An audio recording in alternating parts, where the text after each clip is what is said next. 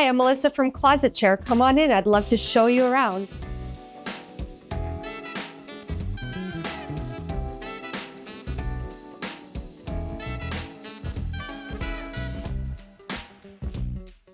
Hey everyone, it's Holly Abbott from Keller Williams and the Northern Experience Realty Group. And today I am here at Closet Chair with my good friend Melissa Porter, who is the founder of this nonprofit organization. So today we're going to interview Melissa and we're going to get to know a little bit about what she's started up here. And hi, Melissa. Thank you for being here. So tell us a little bit about your business and how you started this up and the reasons to why you began this organization. We registered as a nonprofit in 2022.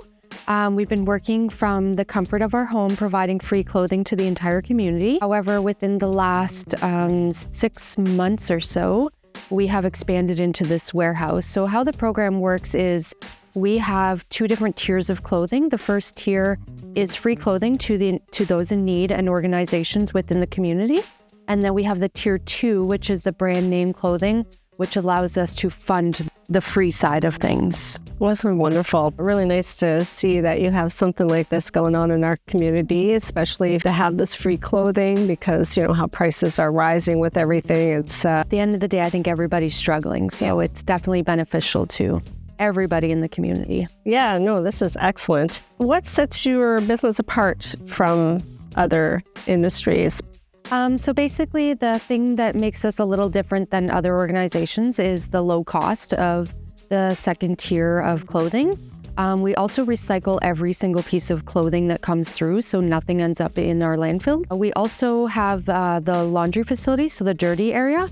So we have 3 washers and 4 dryers, so everything that comes through gets washed, sorted, and processed prior to being published online. That's excellent. And so now the goal is going forward is to get to really big commercial washer and dryers. So 100%. You can fit more loads in there because there's a lot of clothing to wash for Definitely. sure. So can you tell me what the most memorable experience or interaction you've had with a customer? Have to be in the beginning, working from the comfort of our home again. We got to meet many newcomers to Canada. And this one family, and it always comes back to me. The little boy was 6 and he could speak English. And the mom, she did not know how to speak English.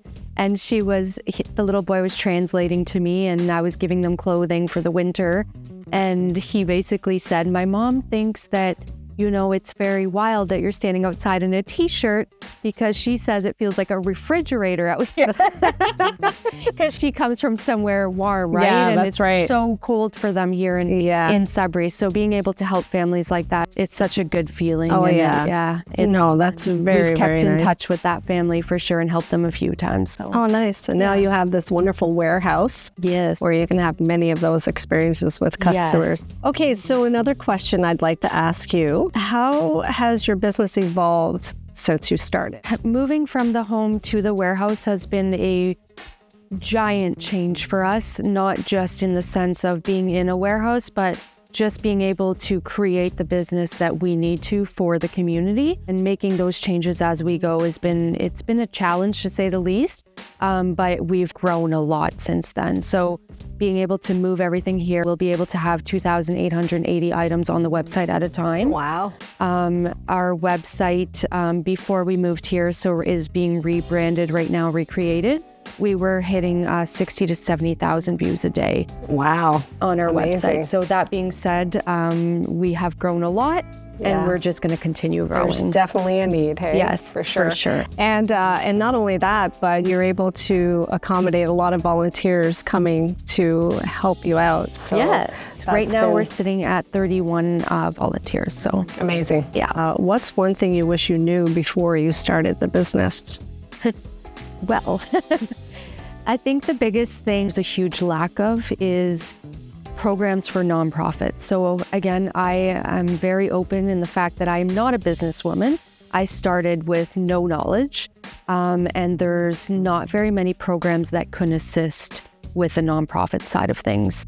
The funding, the grants, all that stuff. Being a nonprofit has been a very big challenge. There's a lot of programs and items out there for charities, but not nonprofits. So that being said, if I could share any experience with anybody, if you're starting a nonprofit, make sure you do your research, because we didn't know anything. Yes, and you've been quite busy going to a lot to conferences, a lot of meetings, and just learning the whole. Everything's a learning curve, and you got to train yourself, basically. So going from humble beginnings to it takes a community. Let's put it that way. So that kind of, falls into the question I was going to ask. What advice would you give to aspiring entrepreneurs? Just follow your dreams. Don't give up. And if you have a goal, go for it. Take the steps you need, get your community together, and nothing is not possible. So what do you like most about this job?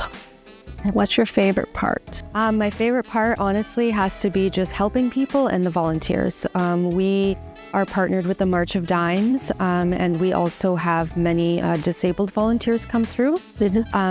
Having those people being a part of your mission is just incredible. It's impossible to do it without them, and building that community behind you. So, you have many people come from different countries, come to Canada. They don't know what to expect, and you're their first stop. So that's a huge accomplishment, and being able to help the less fortunate people as well. So those people who can't afford a winter jacket, right? It just puts a smile on your face at the end of the day. So those are the feel good moments. Yeah, so for sure. So anybody who's has some old clothing, slightly worn, definitely bring it down to Closet Share, and they'll certainly take care of it. And we also take stained clothing, right? Because we recycle everything. Rags. Yes, so we have the rags, and then we have some volunteers that do sewing, so they repurpose every piece of clothing that we have so that it doesn't go to waste. That's right. There's no waste in this place. No. Ooh, I like that. I know, that was a good rhyme.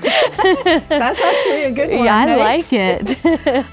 Okay, so with closing off, where can people find you? Just keep an eye on closetchair.ca. You can find us on every social, so TikTok, Instagram, Facebook. We are just Closet Chair, at Closet Chair. And then we're located at 162 Mackenzie Street at the back of the parking lot. You'll see hangers painted everywhere. Yes. Well, thank you so much, Melissa. It was such a pleasure. You as well. Thank you so much. So happy to be a part of this mission. Yes, I'm really excited for this partnership. I think it'll be great. I think 2025 is going to be good. Our year, for sure. All right. Thank you. Thank you so much for joining us, and we'll see you again soon. Yes. Thank you.